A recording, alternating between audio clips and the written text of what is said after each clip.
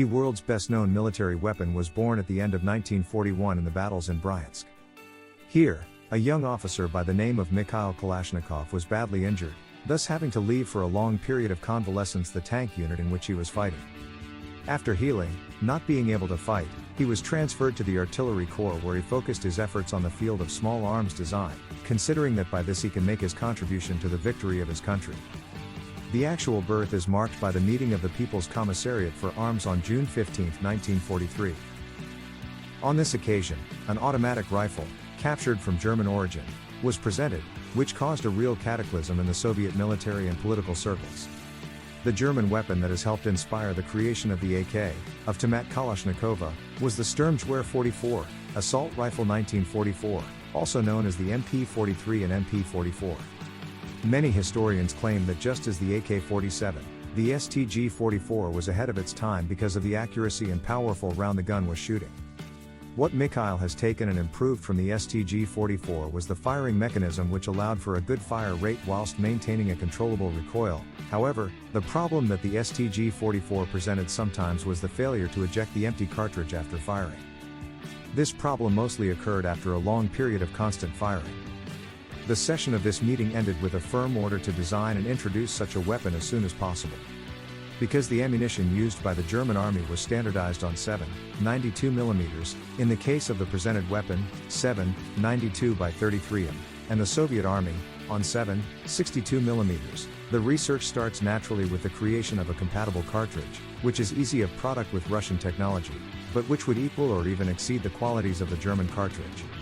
The problem was solved by the Special Construction Office OKB-44 and a team made up of Nikolai Jelisarev, Chief Engineer Pavel Dusanov and Technician Boris Stjalman, who launches the short cartridge of 7.62x39mm, but with excellent ballistic qualities for fighting at short distances and environments.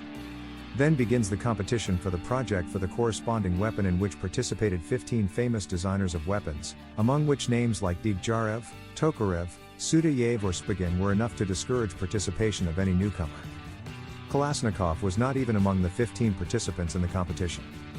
The main project was based on the model created by Major Sudayev, but, after his unexpected death, the team's position is occupied by the young Kalashnikov, at the recommendation of General Blagonravov, responsible for the research in the field of firearms at the Moscow Aeronautical University. He sensed the potential of the young man when he was presented with a model made by Kalashnikov together with the engineer Kosakov. The project was by no means great, but it was enough to propel young Michael into the company of the elite of gun designers. Kalashnikov's big chance was to be in the right place at the right time. Kalashnikov's first automatic weapon project dates from 1941, after the episode in Bryansk, from the time he was on the hospital bed. However, it did not find its materialization, being surpassed by Sudayev's project with PPS-43. This is the moment when the young lieutenant concentrates on designing a semi-automatic rifle with a rotary lock, intended for M43 7.62x39mm cartridges. It had been created, but this project would not be completed because of the assimilation into the production of Simonov's SKS carbine. The caliber 7.62x39mm cartridge was initially designed for an Avtomát, automated, assault weapon designed to balance the ratio of forces affected by the emergence and spread of the 7.93x33 Kurs cartridge fired by the German Sturmjoy assault weapons. However, thanks to this ammunition, the SKS rifle can be considered an assault weapon, even if it only fires in semi-automatic mode and has a fixed cartridge of 10 cartridges. From that moment, the young Kalashnikov channeled his efforts to create a true assault weapon using M43 cartridges. 3 weapons will arrive in the final of the Soviet selection: Bulkin's TKB-415 from Tula, Demenchev's KPB-520 from Kovrov and Kalashnikov's KBP-580. On January 10, 1948, the Commission selects the automatic that would become the future AK, to the detriment of Bulkin's engineer model. The AK series continues its ascent by the appearance of the AKM in 1959, slightly smaller than the original AK, made of stamped steel parts. AKM's biggest advantages over its big brother were the lower production costs and lower weight.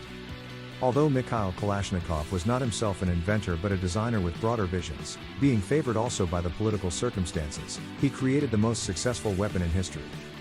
Despite the fact that the locking system, the triggering mechanism, the safety, the gas system, the warehouse, were all taken over and adapted from other weapons, it was Kalashnikov's merit that he managed to combine all these elements into one weapon. The unequaled right. Once established in the Soviet Union, it began to be exported, and the first countries that benefited from this or the right to manufacture it were those in the communist camp, members of the Warsaw Pact, as well as other communist countries. From Europe and Asia, RDG, Hungary, Poland, Czechoslovakia, Romania, China, Yugoslavia, North Korea. Mikhail Kalashnikov occupies a special place. It is more than a name, it is synonymous with the automatic weapons of the military in the former communist countries but used equally by guerrilla troops or terrorists.